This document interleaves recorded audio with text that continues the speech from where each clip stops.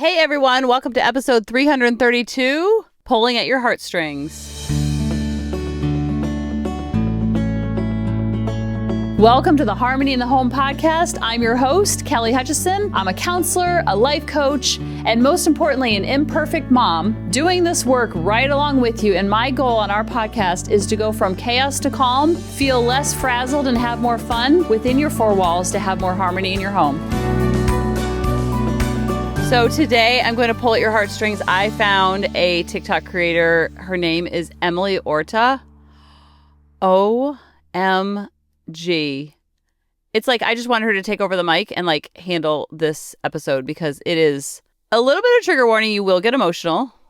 And I just like listening to this stuff because it puts everything in perspective. And my kids are teenagers now, and I feel like I have a lot of perspective on the whole journey, even though the journey never ends.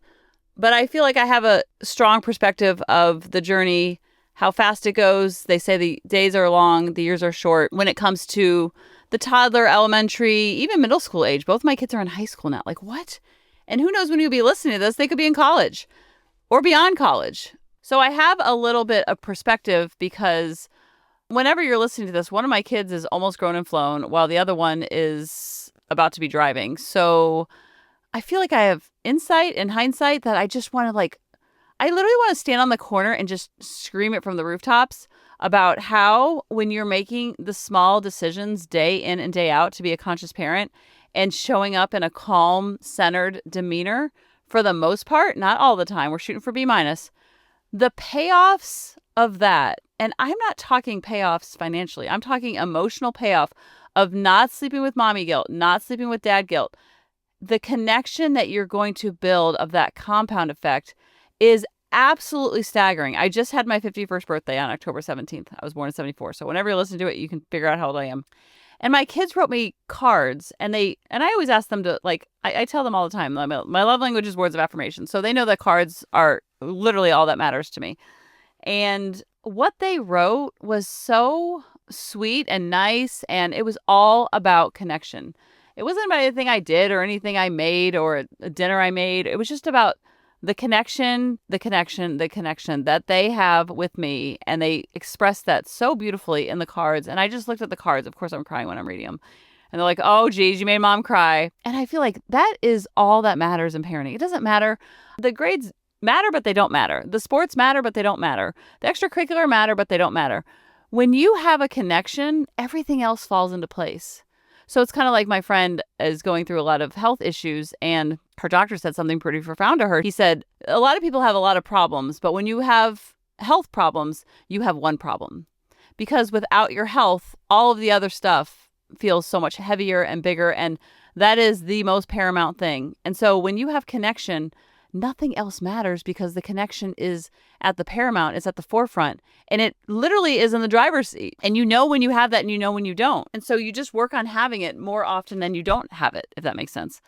And that happens through day in and day out. It is very hard to be a conscious parent day in and day out. So just know that if it's hard for you, because you're untangling and I'm untangling all of our expectations, all of our taking it personally, all of our ego, all of our fear, all of our inner wounds, all of our childhood fears and accomplishments, all of that comes up.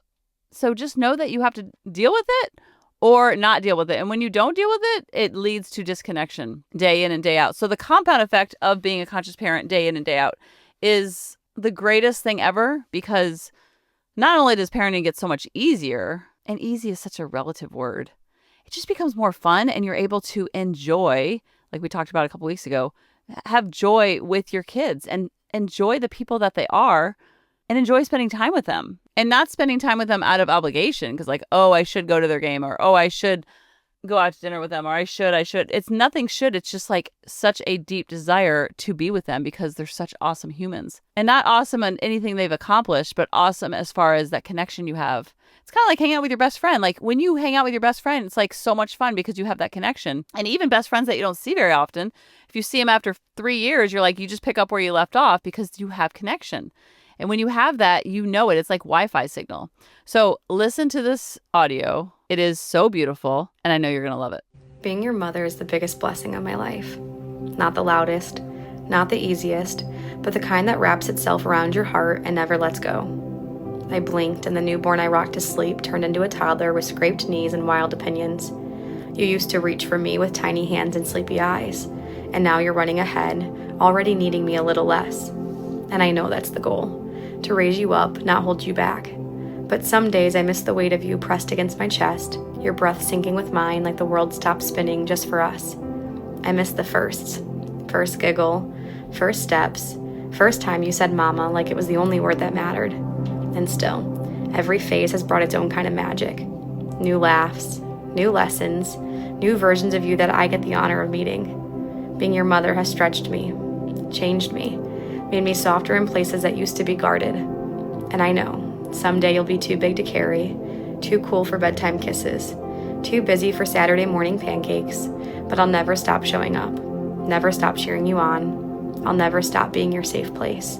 Because being your mom is the kind of blessing that only grows with time, and I'll spend the rest of my life grateful that I got to be yours.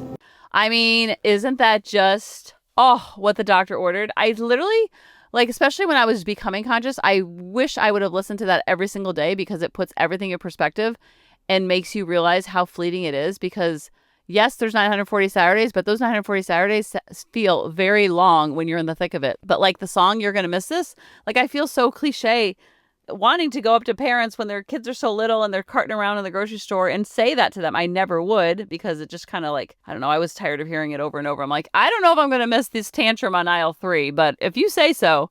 But now I get it. I get what they're saying, because 940 Saturdays goes in a blip. I think we're down to 22 Saturdays with Lily, and that's assuming she goes in August.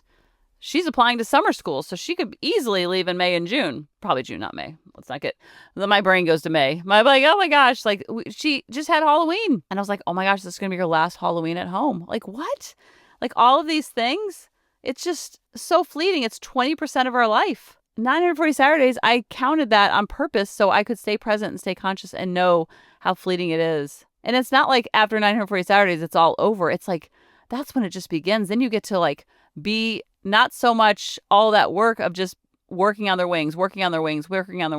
Now you get to become the wind beneath their wings. And that's a slow and gradual process, but that's the goal. It's just like learning how to ride a bike. You slowly but surely, I know David would say that if he was listening, pull yourself away and let them ride their bike on their own. And that's the way it's supposed to. But when our egos are involved, then we get needy and graspy. And why'd you say this? And why'd you say that? And everything has extra meaning. But when you let go of your ego and you just see them as beautiful children from God, then it gets really fun. So listen to this audio over and over and over if you need to, and it will really help you put things into perspective to control your side of the street, because that in the end is where you get all your power back. Because so many parents I work with, they give all the power to their kids. Well, they did this and then they did this. I'm like, of course they did.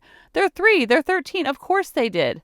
That's what they did. Now, what did you do? Are you practicing conscious parenting? Are you practicing love and logic? Are you not taking it personally? And if the answer is no, that's okay, because that's where you get your power back and you get to show up in the way that you want to, that helps you sleep at night. So listen to that as much as you need to give you perspective. And I love you guys. I'll talk to you next week. Bye-bye. Hey mamas, thanks for listening. If you had any ahas, clicks, or those lightning bolt moments while listening, you have to check out my free parenting bootcamp, where we take all of this to the next level and we try to create even more awakenings for ourselves so that we can connect more with our kids and never yell at them again. You can sign up at www.coachingkelly.com. And if you really want to fill up my love cup, send me an email of what your aha was, what your click was, what was that lightning bolt moment while you were listening. I want nothing more in life than for you to have harmony in your home and to learn how to be an imperfect mom like me, which allows your kids to be imperfect too, each and every day. Thanks for listening.